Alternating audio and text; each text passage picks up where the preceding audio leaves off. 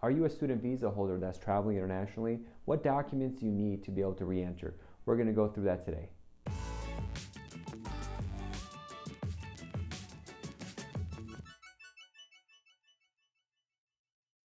Hi, I'm John Khosravi, Managing Attorney of the JQK Immigration Law Firm, helping people from across the globe come and live their dreams in the United States. Now, before we start, please like and subscribe to continue watching these kind of videos. And depending on where you're watching it, feel free to follow so you can get new videos as they pop up.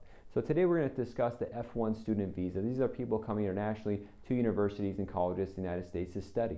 And every once in a while the school is happening, they may want to travel, or you may want to travel internationally, visit the family, see the world, and come back in. But there's requirements that need to be satisfied before you could re-enter the United States. Because at the airport, when you're re-entering, the Customs and Border Protection, CBP, is very strict, and they're going to look over your documents to make sure there are no issues. And it does happen more and more nowadays as they're becoming more strict, that they will not prevent you to re-enter if they think there is a problem. So let's start with the basics. If you are traveling and you're a student, what do you need? First of all, you need to have your passport and have it valid for at least 6 months or more from the time of your re-entry. So they want a passport that's going to continue with validity after you arrive, and that's very important. Secondly, you need to have a valid F-1 student visa in your passport. Now, many people get these student visas and they last 5 or 10 years, so it lasts for a long time. But some countries get less time on their student visas, or they only get a single entry visa, not a multiple entry visa. In those kind of cases, if they leave, they need to go back to the U.S. Embassy, apply for a visa, and then come back in. This usually happens a lot when people are in the U.S. and they study for long periods of time. Eventually, the visa does expire. Now, if your visa has 1 or 2 days still left on it, you can still re-enter on that. But once it's expired, you cannot return to the United States, and the airline may not even board you to be able to come back to the United States, and you have to go to the embassy to get a new visa. Now, whenever you do go to the embassy, there's always a risk of a denial or issues like that, so you want to avoid that and not have to, revalidate your visa if you don't have to. So that's something important to be mindful of.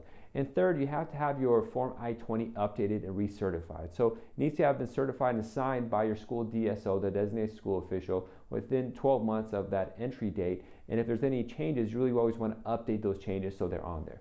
Now, the things we discussed today are mostly for people that are traveling internationally, and not specifically for people traveling to adjacent countries like Mexico or Canada, which have slightly nuanced differences in their rules, and we're not going to discuss that today.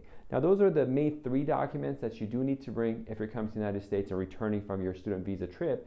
However, there's some additional stuff you could include that's going to be helpful. For example, the I-901 filing receipt for the CBIS payment that you made, having that receipt is helpful. Secondly, having proof of financial sponsorship and ability to support yourself when you're in the United States is very important to show that you're not going to, have to work without permission or borrow money or get money from the government and the U.S. government in some form or fashion.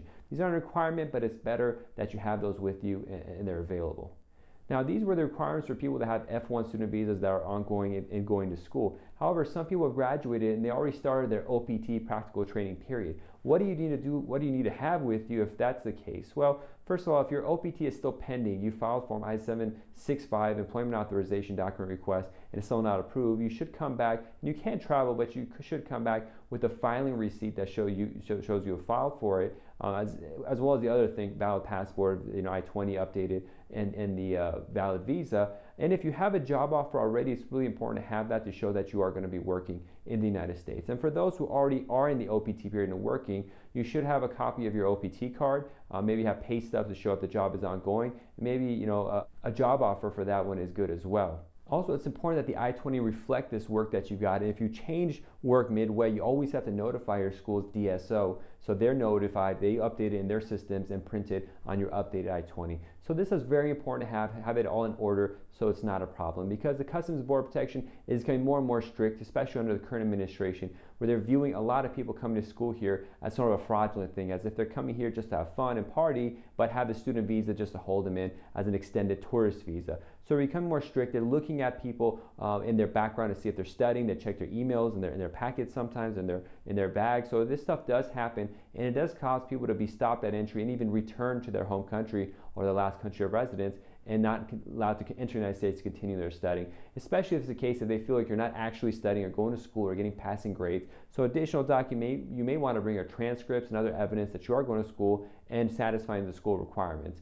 Now, the government is also breaking down and cracking down on people that are going to schools that they don't find legitimate. And so be mindful, if your school doesn't seem serious, if you go to school or not, if you go to class or not, and you're still getting good grades and they're just passing you, there may be a chance that the government is looking at those schools and they have them on a list, and they're going to have more scrutiny when you're entering the United States. Now, finally, one important note I want to make, because it's happening more and more, is that although in many United States, in many of the states of the United States, marijuana has been legalized where you could use it, as a foreign national, you are not allowed to use it. It is still against federal law to be in the possession of marijuana or even use marijuana or anything of that sort. Even if you have a medical marijuana card or anything like that, as a foreign national in the United States, it is a federal crime for you to use marijuana or have it in your possession. And if Customs and Border Protection, CBP, at the airport finds out, for example, they look in your phone and they find pictures of you with a bong, or they find with marijuana in your hand, or see an email saying it was fun smoking last night, or anything that's possible that shows marijuana use, that is a reason that I see happening